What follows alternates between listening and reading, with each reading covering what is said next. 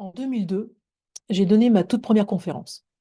C'était au troisième colloque international de la recherche féministe francophone à l'université du Mirail à Toulouse. Et la conférence s'intitulait Les mots du dictionnaire, nosographie de l'Androlecte. Je m'appliquais à montrer le sexisme du petit Robert. Alors ces jours-ci, je suis en train de numériser des vieilles cassettes VHS avant qu'elles n'aient toutes définitivement rendu l'âme, et je suis tombée sur l'enregistrement de cette conférence. J'avais complètement oublié qu'elle avait été filmée. À l'époque, j'étais très timide et parler en public, c'était une épreuve quasi insurmontable, si bien que je lis mon texte au pas de course. Et c'est très dommage parce que c'est un texte vraiment très intéressant. Bien sûr, le dictionnaire est révisé chaque année, hein. Les définitions que je cite ne sont peut-être plus celles que l'on trouverait aujourd'hui, mais sur le fond, il me semble que ce que je disais est toujours aussi pertinent. Je vous montre un extrait que j'ai choisi en hommage à Marie-Pierre, que je salue chaleureusement. Ayant compris ça, ne sachant comment protester, je décidai pour commencer par tomber très malade. Et c'est ainsi que je fus amené à feuilleter un exemplaire de Marie-Pierre, de Marie-Claire, dans les salles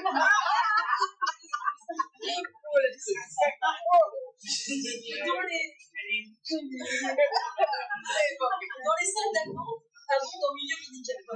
Grande fut ma stupeur en découvrant les résultats d'une enquête passionnante menée par ce télégramme journal. En effet, Marie-Pierre n'avait pas hésité à demander à des hommes et des femmes ce qu'était pour elle la pénétration. Globalement, les hommes exprimaient, je cite, leur désir de possession en affirmant le pouvoir de leur sexe. Tandis qu'elle disait que la pénétration est avant tout un moment de fusion avec l'homme qu'elles aiment. C'est stupéfiant. Voilà des gens qui sont censés faire quelque chose ensemble, voir la même chose, et pourtant ce n'est pas la même chose. Maintenant, je vais vous montrer que j'ai appris à parler lentement, ce qui, j'espère, vous donnera de l'espoir, hein. Ça montre bien qu'on ne cesse d'évoluer dans la vie. Et donc, je vais vous lire cette conférence que j'ai écrite il y a 22 ans. C'est dimanche, il pleut. J'ai 10 ans, je m'ennuie. Je tourne les pages du dictionnaire. Un autre jour, avec mon frère, on a bien ri. Enfin, lui surtout. On a cherché fesses et tous les gros mots qu'on connaissait.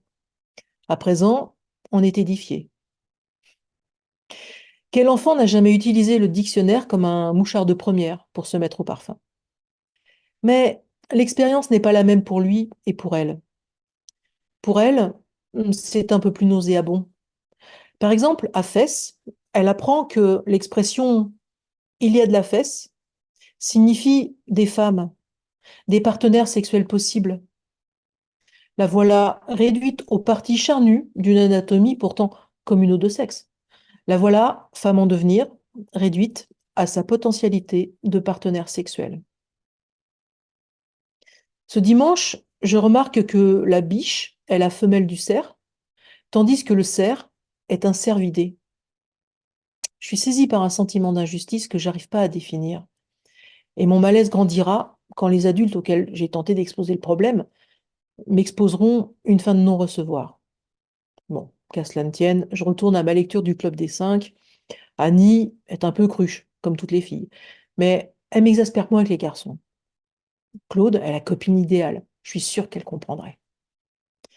Mais la réponse à ma perplexité, j'ai dû attendre une vingtaine d'années avant de la trouver dans Les mots et les femmes de Marina Yagello. Elle écrit: Le dictionnaire est une création idéologique. Il reflète la société et l'idéologie dominante. En tant qu'autorité indiscutable, en tant qu'outil culturel, le dictionnaire joue un rôle de fixation et de conservation, non seulement de la langue, mais aussi des mentalités et de l'idéologie. Si la société est sexiste, le dictionnaire l'est aussi, qui ne saurait effectivement être un inventaire neutre des mots de la langue, car la formulation des définitions, le choix des exemples d'emploi des mots sont nécessairement révélateurs de la mentalité de ses auteurs. Or, si la pensée s'articule en mots, et s'il faut penser avec les mots du dictionnaire, ne dirait-on pas que le b.a.-ba blesse? L'étude du dictionnaire me passionne depuis plusieurs années. Mais je ne suis pas sans avoir remarqué que sa consultation, même à dose homéopathique, s'accompagne, pour le plus grand nombre, d'effets méchamment soporifiques. Aussi ai-je pris le parti, pour ne pas vous assommer d'entrée de jeu, de vous parler non pas de ce qui est écrit dans ces presque 3000 pages, mais de ce qui ne l'est pas. Car pour n'être pas écrit, ça n'en est pas moins parlant. Revenons par exemple à cette expression susceptible d'humilier des générations de petites filles, il y a de la fesse. Cela signifie des partenaires sexuels possibles. La question à poser, mais qui se risquerait à la poser puisque la réponse tombe sous le sens, est partenaire de qui? Ce n'est pas écrit. Pourtant, même une petite fille le sait. Il s'agit d'être en synecdoque fessu, partenaire sexuel des hommes. Cet implicite constitue une indication de l'obligation à l'hétérosexualité, mais il montre aussi et surtout que le langage est envisagé du point de vue de la classe de sexe dominante. Les femmes sont de la fesse du point de vue des hommes et à leur usage. Il y a fort à parier que celles parmi les petites filles qui deviendront lesbiennes ne parleront pas de leur partenaire, fût-elle sexuelle, comme de la fesse, parce que, aimant les femmes, leur vocabulaire se trouvera épuré, sauf conditionnement trop tenace, de la misogynie inhérente au langage envisagé du point de vue des hommes, c'est-à-dire inhérente au langage, car le langage, prétendu universel, et quelle que soit la langue, est toujours un androlecte. Du grec andros, homme, lecte, langage. Michel Causse a montré que le langage est un androlecte, c'est-à-dire qu'il véhicule les pensées, visions et visées d'un sexe dit par lui fort, au détriment de l'autre dit par lui faible. Même Georges Brassens, qui n'aurait dû être célèbre qu'en tant qu'Anne Sylvestre en culotte courte, mais c'est un avis qui n'engage que moi. Cet homme, à l'esprit pourtant borné par la misogynie, n'a pas manqué d'observer ce phénomène et de le mettre en chansonnette. Bien que ces vaches de bourgeois, bien que ces vaches de bourgeois, les appellent des filles de joie, les appellent des filles de joie, c'est pas tous les jours qu'elles rigolent, parole, parole, c'est pas tous les jours qu'elles rigolent. Il n'a pas tort, car les filles de joie, effectivement, ne sont pas spécialement célèbres pour leur hilarité à toute épreuve, bien que d'épreuves, elles ne manquent pas. C'est bien du point de vue de l'homme qu'elles sont nommées, point de vue d'ailleurs ambigu, puisque ces filles qui font sa joie, il les nomme telles qu'il ne se sent pas lui-même, c'est-à-dire putes, étymologiquement puant, comme le putois. L'étymologie est un aspect passionnant du dictionnaire, un des aspects d'ailleurs les moins rebutants, à condition de ne pas avoir la corde féministe un peu trop sensible.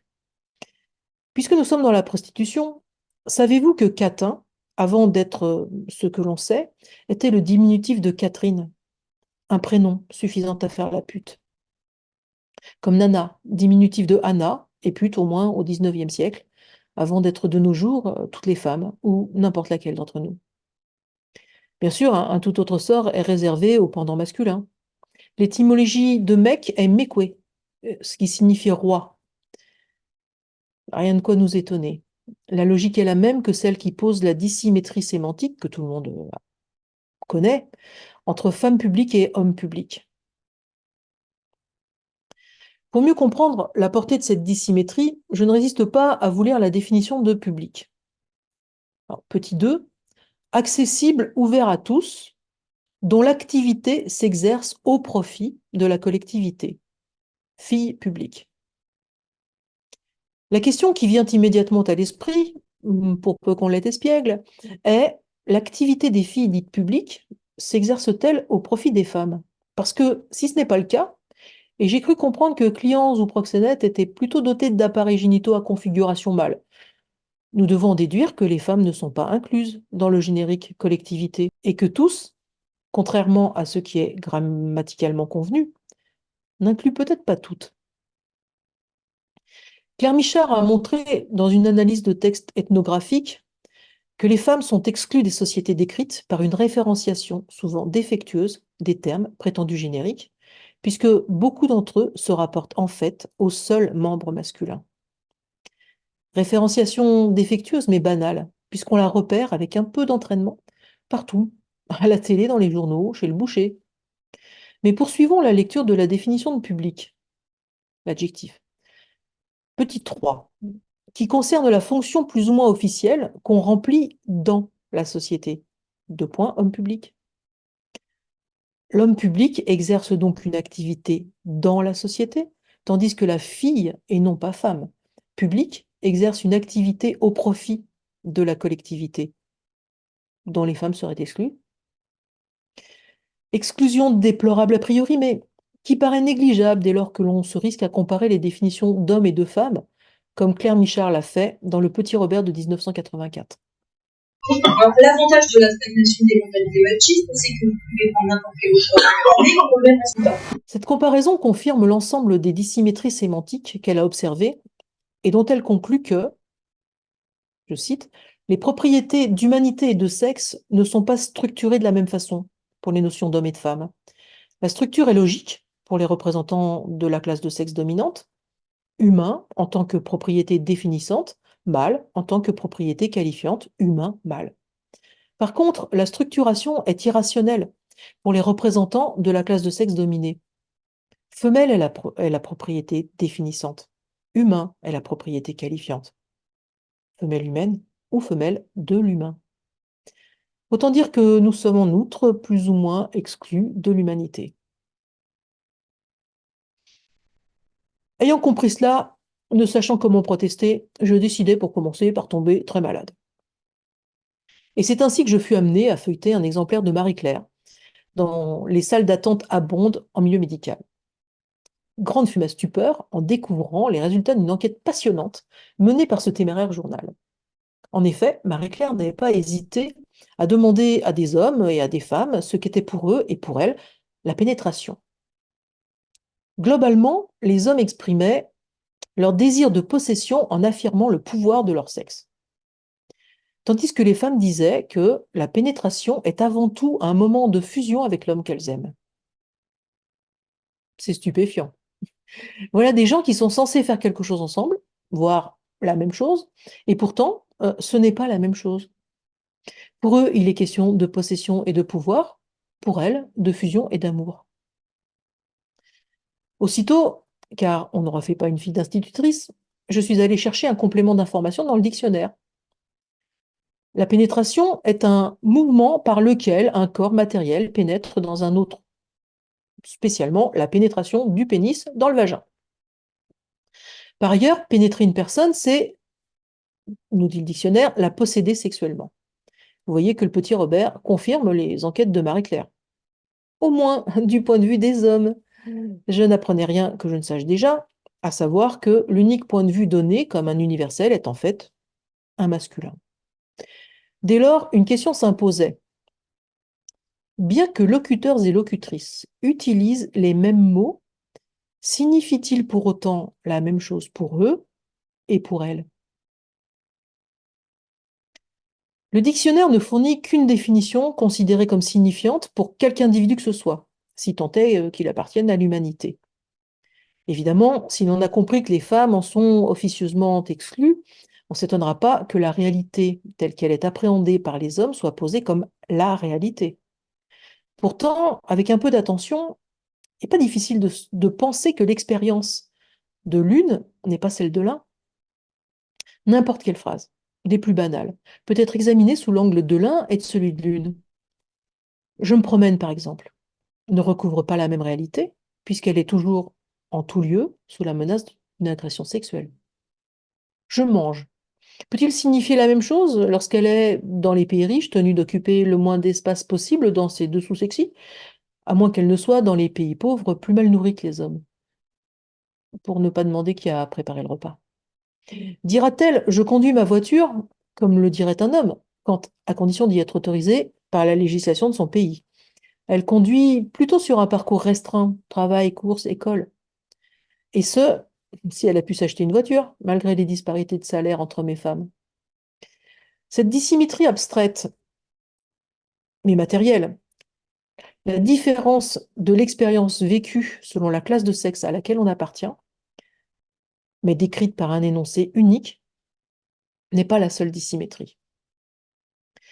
Si l'on analyse les exemples d'emploi donnés dans le dictionnaire, on remarque des différences qui sont d'ordre culturel et correspondent à l'image construite de la masculinité et de la féminité. Puisque nous réfléchissons sur un point, semble-t-il, aveugle du langage, penchons-nous sur le champ sémantique de l'aveuglement. Alors j'ai relevé tous les exemples donnés quand le sujet est soit masculin, soit féminin. Proust n'est nullement aveugle aux déficiences des Guermantes. Il était l'aveugle instrument du destin. Il est complètement aveuglé par ses préjugés. On voit que le terrain d'aveuglement du sujet masculin est la sphère intellectuelle, et aussi que son intellect domine l'affectif. Il ne s'aveuglait pas sur les défauts de ses amis.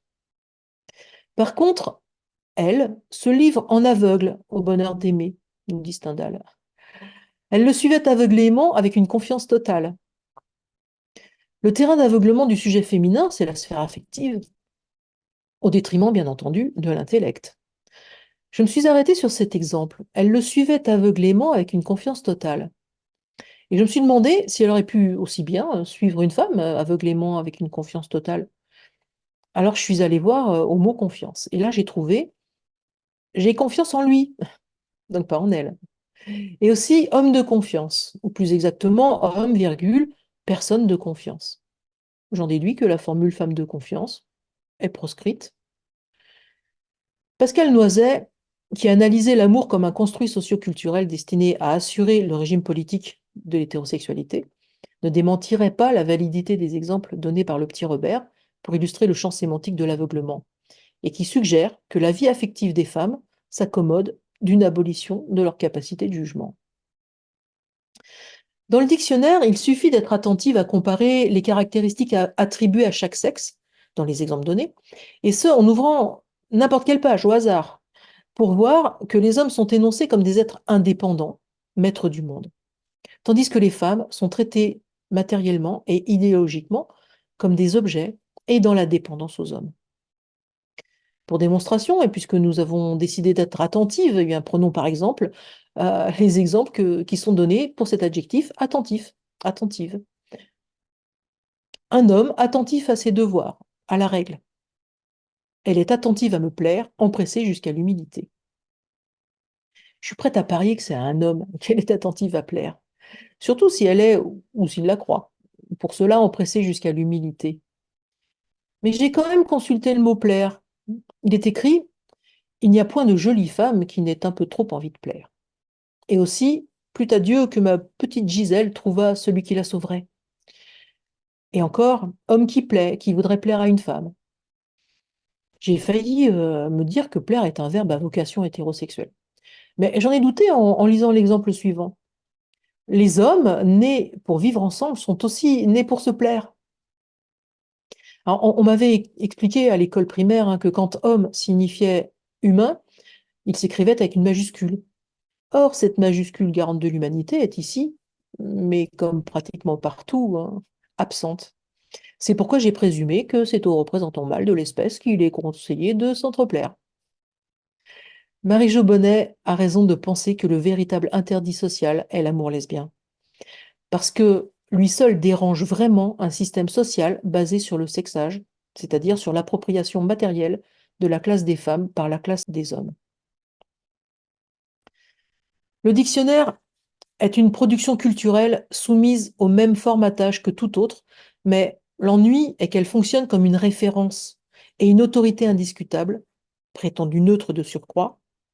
Or, la neutralité n'est pas possible, puisque le langage est un androlecte, c'est-à-dire qu'il véhicule une conception phallocrate du monde.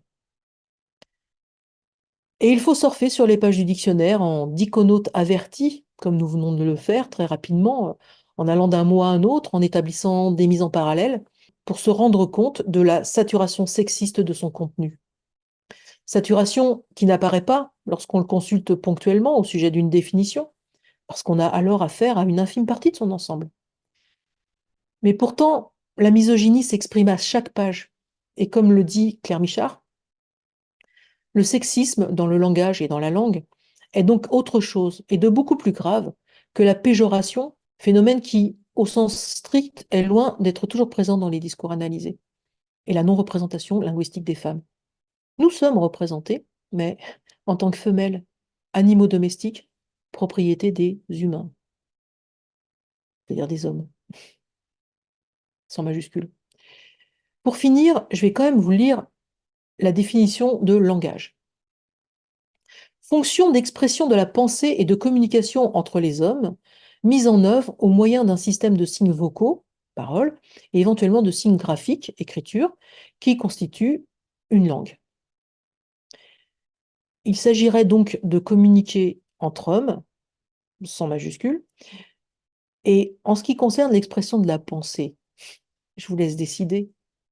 La pensée de qui? J'ai failli me dire que plaire est un verbe à vocation hétérosexuelle. Mais j'en ai douté en lisant l'exemple suivant. Les hommes, nés pour vivre ensemble, sont nés aussi pour se plaire. On m'avait expliqué à l'école que quand homme signifiait humain, ça s'écrivait avec une majuscule. Or, cette majuscule garante de l'humanité est ici, pratiquement partout, absente. C'est pourquoi j'ai présumé que c'est au représentant mâle de l'espèce qu'il est conseillé de s'en protéger. Marie-Jo Bonnet a probablement raison donc, qui pense que le véritable intérêt social est l'amour lesbien. Parce que lui seul dérange vraiment un système social basé sur le sexage, c'est-à-dire sur l'appropriation matérielle de la place des femmes par la classe des hommes. Qu'est-ce que cette vieille conférence, aux évidentes connotations de militantisme, vient faire sur la chaîne de l'accompagnement au déploiement? Eh bien d'abord, l'accompagnement au déploiement est issu de mon militantisme. C'est un des outils que j'ai créé par militantisme pour participer, à mon échelle, à une évolution ontologique, un déploiement d'humanité auquel j'aspire, et pour sortir de la culture du viol et de toutes les idéologies clivantes comme le racisme, le sexisme, le libéralisme. Le sexisme, c'est pas seulement une question de bonne ou de mauvaise volonté des hommes, sans majuscule. Le sexisme, c'est aussi un conditionnement social et culturel. Et ce conditionnement se met en place et se maintient par le langage. Le langage détermine notre façon d'être au monde et d'interagir avec le monde. Si la langue que nous parlons est sexiste, nous sommes sexistes, que nous soyons hommes ou femmes, que nous le conscientisons ou non. Nous le sommes peut-être pas dans l'intention, mais nous le sommes matériellement dans ce que nous mettons en œuvre du fait du langage, car le langage est performatif, c'est-à-dire que l'énonciation est une action. Si nous parlons une langue sexiste, nous parlons une langue traumatogène, puisque le sexisme est une idéologie qui génère l'exercice de rapports de domination qui peuvent provoquer des traumatismes. Alors, les traumatismes avec l'accompagnement au déploiement, nous pouvons les désactiver, mais nous pourrions peut-être aussi décider, tous et toutes ensemble, que nous voulons vivre dans une culture unifiante qui nous relie, et non plus dans une culture clivante qui nous traumatise.